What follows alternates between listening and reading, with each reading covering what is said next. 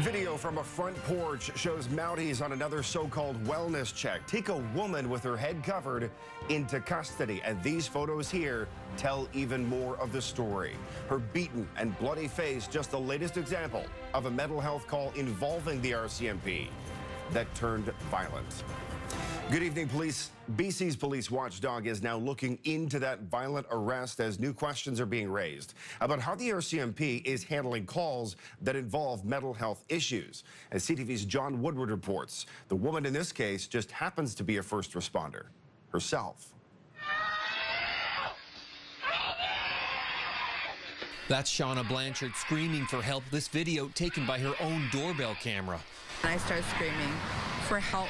Somebody help me. Somebody look at this. Blanchard, who is a former firefighter, was depressed and locked herself in the bathroom. Her son called 911, expecting an ambulance. They got the RCMP.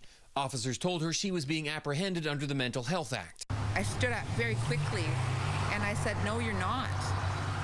And as soon as I stood, the officer on my left struck me so hard that he crushed my nose, concave my nose. Blanchard lost consciousness. X-rays show how hard that blow was. And then I saw my tooth and I said, "Oh my God, you broke my tooth." But then I saw the blood and I started just screaming. The Mental Health Act allows police to apprehend you if you are a danger to yourself and others or have a mental illness. Police acted as if that's what Blanchard had.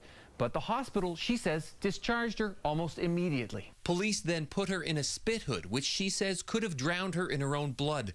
The case now under investigation. They are entitled to use force. However, the force that they use has to be reasonable in the circumstances. With 6 deaths during wellness checks across the country in the last 3 months and other injuries, critics say we need to put mental health professionals on the front lines. Very upsetting to see this type of behavior. And not only that, it keeps happening.